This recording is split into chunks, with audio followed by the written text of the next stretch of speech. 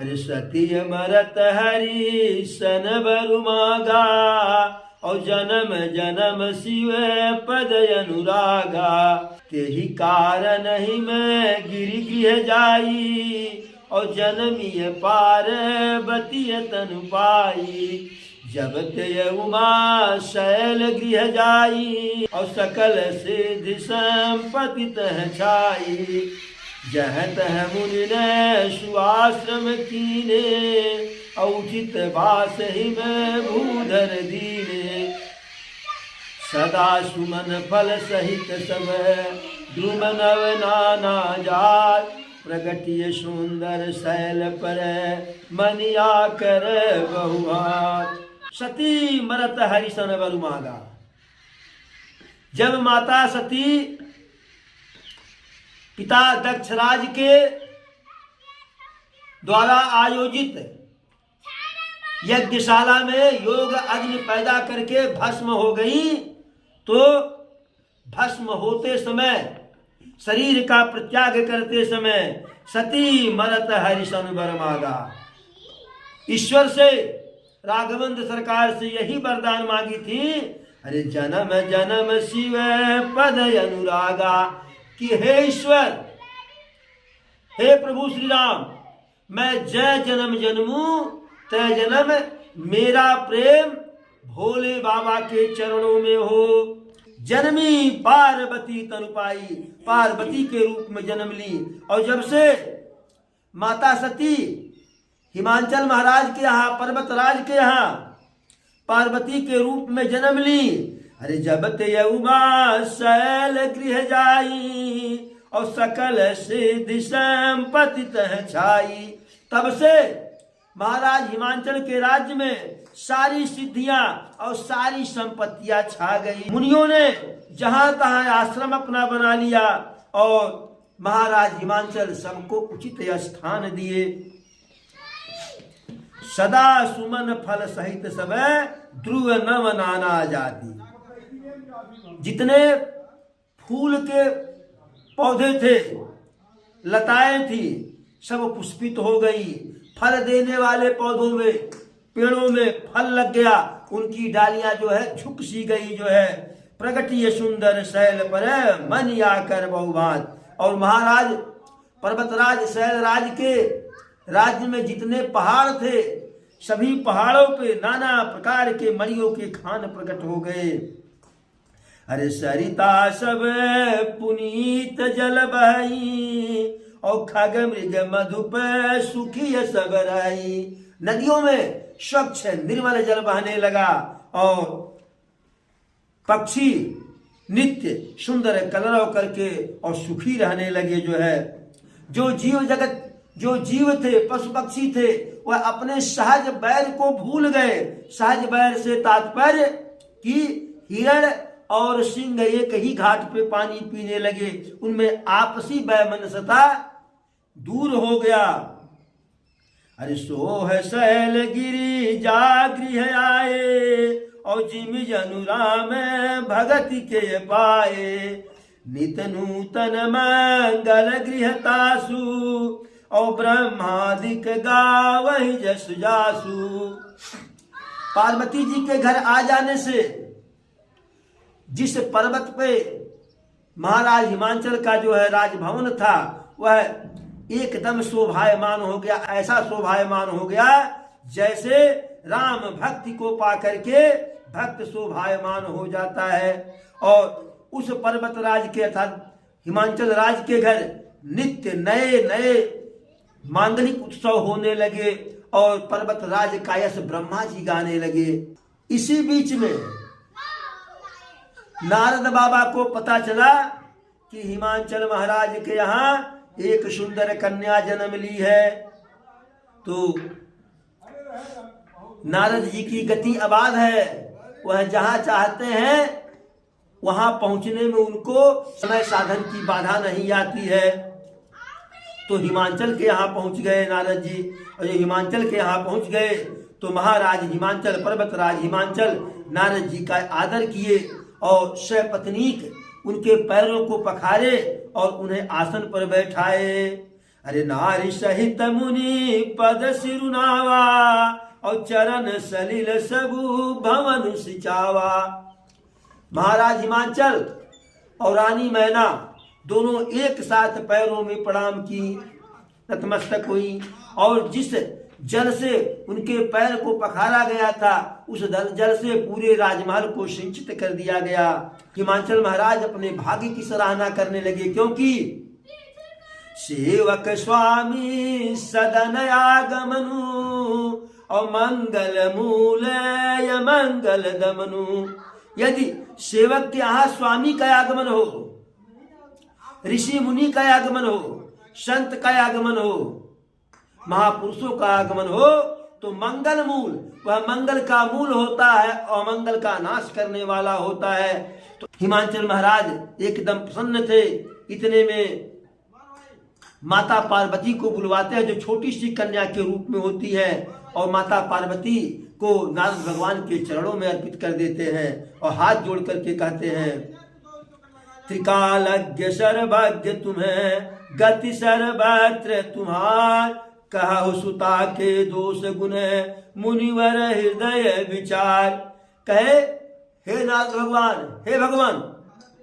हिमांचल राज बोले, पर्वतराज, हे भगवान, आप त्रिकालज्ञ हैं, यानी भूत वर्तमान भविष्य के ज्ञाता हैं, सर्वज्ञ हैं, सब कुछ जानने वाले हैं, और हर जगह आपकी गति है, आपकी पहुंच हर जगह है। तो इसलिए हमारी इस पुत्री का, कन्या का गुण दोष विचार करके कहिए जो है। अब माता पार्वती को नारद भगवान देखे, हस्तरेखा देखे, हंस करके रहस्यमयी वाणी कहे, सुता तुम्हारी सकल गुण खानी। हे महाराज, आपकी यह कन्या सारे गुणों की खान है, यह सुंदर है, सहज है, सुशील है, चतुर है, और नाम उमा अंबिका भवानी। इनका नाम उमा है, अंबिका है, भवानी है, जो भी नाम कह लीजिए।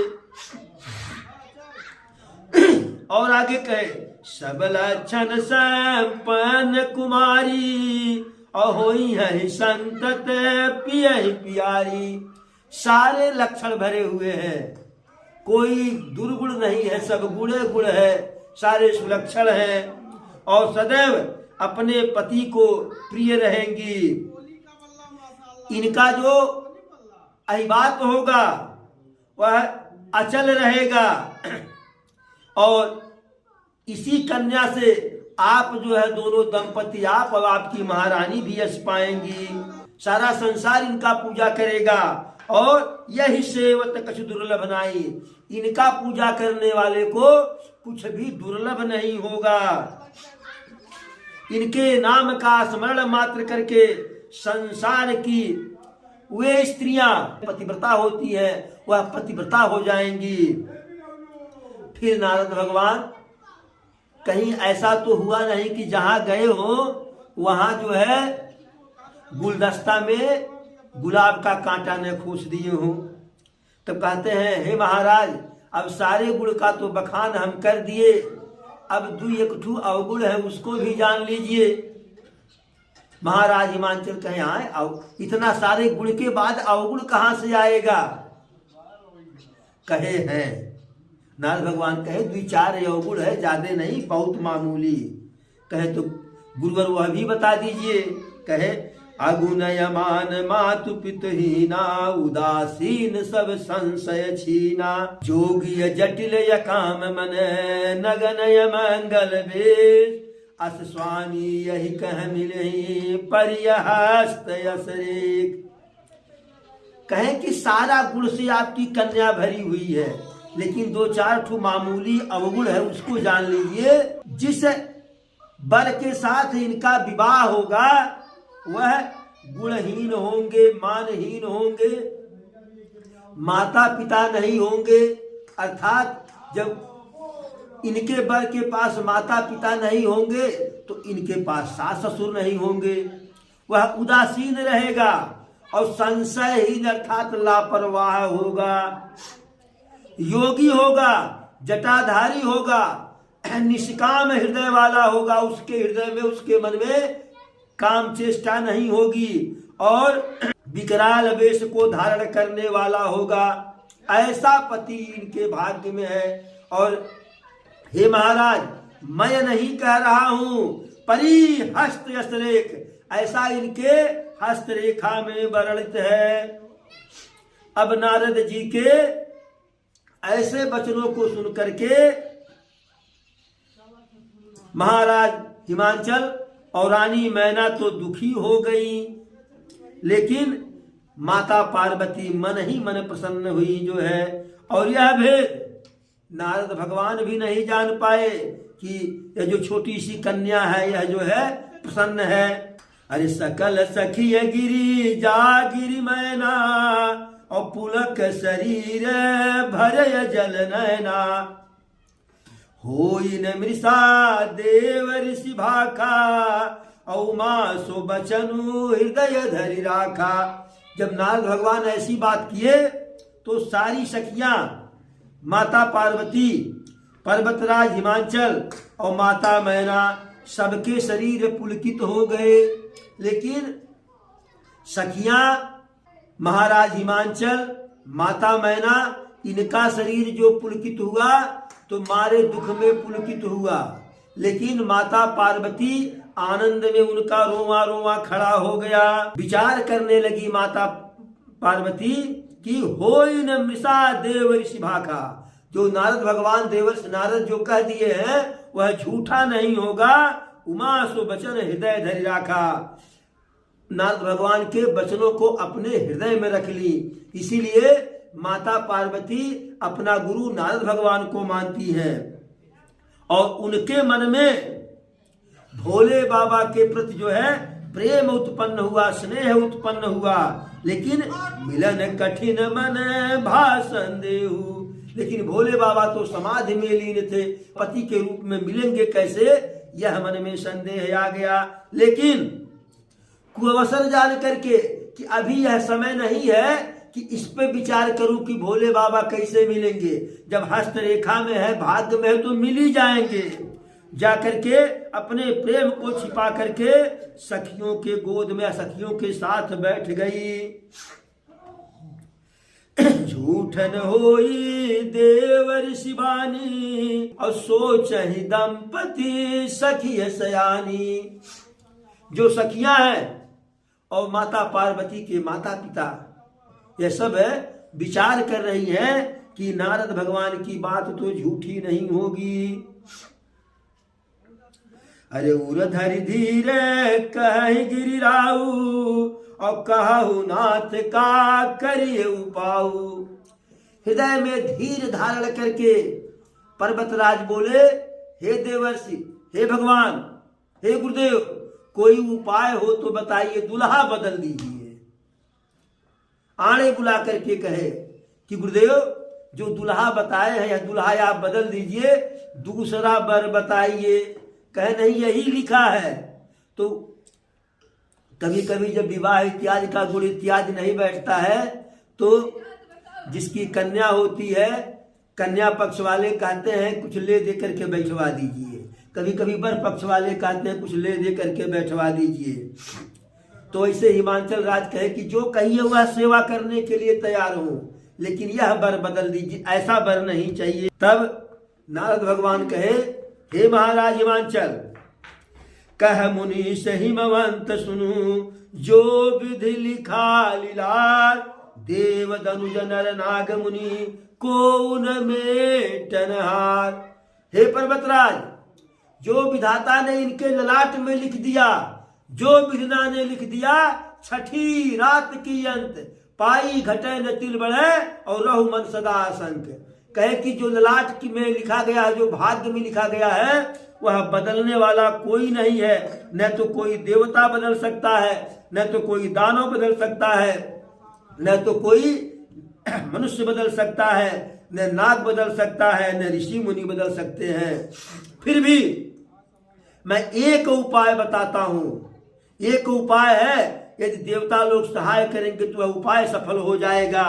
जैसा वर मैंने वर्णित किया है वैसा ही वर मिलेगा उमा को, पार्वती को, उसमें कोई संशय नहीं है। लेकिन जो जो वर के हम दोष को बताए हैं, यह सारे दोष भोले बाबा के अंदर है, शंकर जी के अंदर है। यदि इस कन्या का विवाह शंकर जी के साथ हो जाए तो दो सौ गुण समय कह सबको, तो दोष को भी लोग गुण में कहेंगे कि गुण ही है, तब दोष भी गुण में बदल जाएगा। जो वही से जय शयन हरि करही, और बुध कछुति न करे दोष न धरही। यदि इनका विवाह शंकर जी के साथ हो जाता है तो पंडित लोग भी इनमें कुछ दोष नहीं देखेंगे। क्यों? भानु किसानु सर्व रस खाही, और तिन्ह कह मंद कहत को नाई। सूर्य और अग्निदेव अच्छे बुरे सभी रसों का भक्षण करते हैं, लेकिन उनको कोई बुरा नहीं कहता है। गंगा जी में शुद्ध जल के साथ साथ अशुद्ध जल भी बहता है, लेकिन गंगा को कोई अपवित्र नहीं कहता है। समर्थ को नहीं दोष गोसाई, और रवि पावक सुरसर की नाई। जो सामर्थ्यवान होते हैं उनमें कोई दोष नहीं होता है, जैसे सूर्य में कोई दोष नहीं है, हवा में कोई दोष नहीं है, और गंगा जी में कोई दोष नहीं है। जो वस हिस्सा करहि न रह, जड़ विवेक अभिमान, परहि कलप भरि नरक महु जीव की समान। यदि कोई मूर्ख मनुष्य ज्ञान के अहंकार में आकर के जीव और ईश्वर में समानता स्थापित करता है, तो ऐसा मनुष्य, ऐसा व्यक्ति, ऐसा जीव कल्प भर नरक को भोगता है। बोलो सियावर रामचंद्र की जय।